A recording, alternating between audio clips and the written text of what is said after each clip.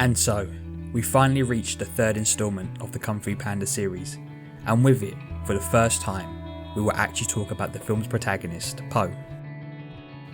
In the last two films, we spoke about side characters such as Master Shifu, Mr. Ping, and the other parents of the franchise.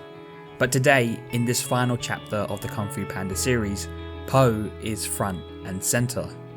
This is because for Po, his story never ended in Kung Fu Panda 1, it never closed off in Kung Fu Panda 2, but by the end of Kung Fu Panda 3, we get to see Po's full journey. A journey that I believe we can all take inspiration from. I've spoken about the themes of an identity crisis before, and it seems that those questions still follow me as it is what I gravitate towards our chubby panda. Po was a character I thought was the most boring in his own movies. I have talked about other side characters in my previous videos and always distanced myself from the real protagonist. This was because Po seemed to be always happy and positive. No matter what the obstacle was, it always felt like he seamlessly overcame his problems. And that was never interesting to watch. Why root for a character that never seems to fail? I don't want to see perfect because no one is perfect. I want to see characters that doubt themselves and fall when their prize seems to be so close. I want characters that when all is lost, finds that little hope they have left to stand up again and take on that scary challenge in front of them. I want a character that I can believe in, and Po was not that for me. Until I began looking back at those three Kung Fu Panda movies, and what I saw was a character that under his belly of fat was a pure heart of gold who was fighting for his life so early in his existence, and always had to show resilience and positivity to mask a life that has always been shrouded by grey clouds of sadness. In all three movies, all Po ever wanted was to be included, to feel like he belonged in this world. He was different from his friends, different from his dad, and most infuriating, Po even felt different in his own skin. That is why he gravitated towards martial arts, as there aren't any rules about who can and cannot enjoy Kung Fu. You would think, right? But even though he was chosen as the Dragon Warrior by the great Master Oogway, Po couldn't find a sliver of respect from the people around him. His peers, the famous five, sneered at him behind his back, and his own teacher was setting him up to fail.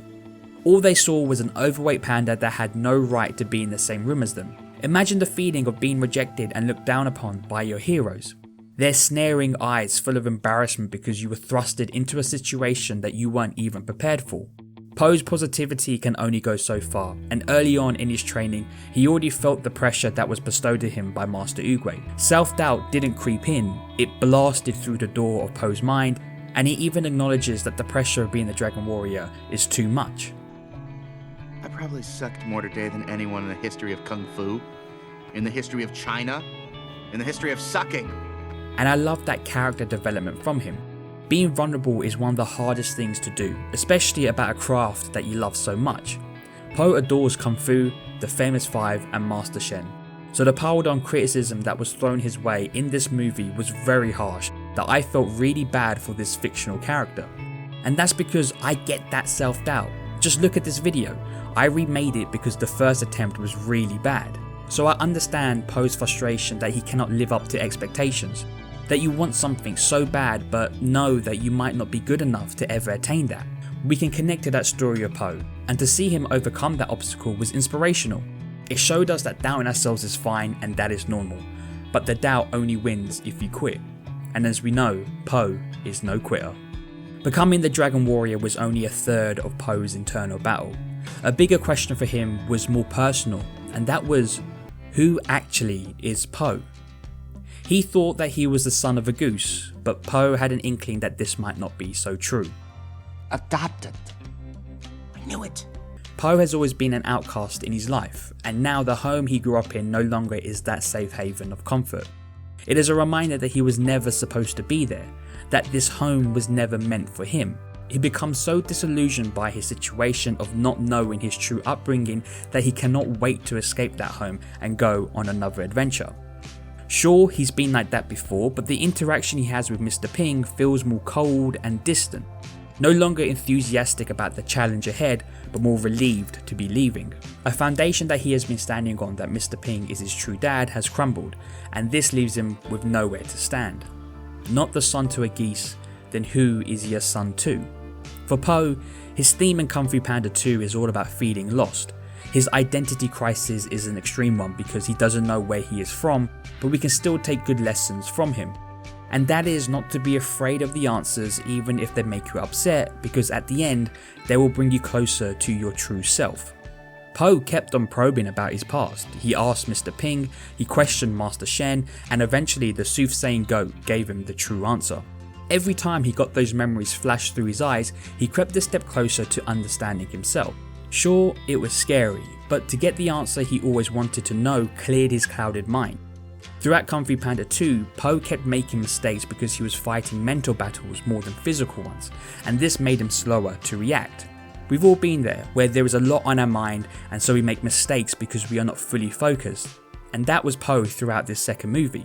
Constant errors led to Master Shen escaping, but once he confronted what was swirling through his head, he could finally see the truth, and that no matter if he was born a panda to panda parents, his dad will always be Mr. Ping. I'm your son. And so, 2/3 of Po's internal battle has been won. The final battle comes in the third installment, where Po finally comes face to face with his kind. Even though Po understands who he is, there was still this little itch that needed to be scratched. Po was fine that he was adopted by Mr. Ping, but that doesn't mean he never wants to know who his people were. And then he finally gets his opportunity when his maternal father turns up. Po's dad re-enters his son's life and takes him to a village that houses the remaining pandas that weren't wiped out by Master Shen. There, Po learns what it means to be a panda. This becomes an eye-opening moment in his life as he feels like he finally belongs, but this is further from the truth. When he first arrives, Po is surrounded by all his panda friends and family, but he still feels like an outcast compared to them. What kind of panda doesn't know how to roll? Well, I'm kind of new at this whole being a panda thing. As they live their lives very different to him, from rolling to places and not using chopsticks. Po has to learn to be a true panda. To do that, he must forget about everything he was taught by Mr. Ping. He must forget about the Po from the ramen shop and become Po the panda. He does this to fit in with his people. But what Po doesn't realise is it's not about fitting in with the people around you. It's not about being a sophisticated fighter because the famous fiver. It's not about being a ramen cook because that's what your dad is. It is not about just being a panda because that's where you came from. What Kung Fu Panda 1, 2 and 3 is about is becoming your true self. Is learning from everyone you meet, taking inspiration from everywhere you go and forming who you want to be.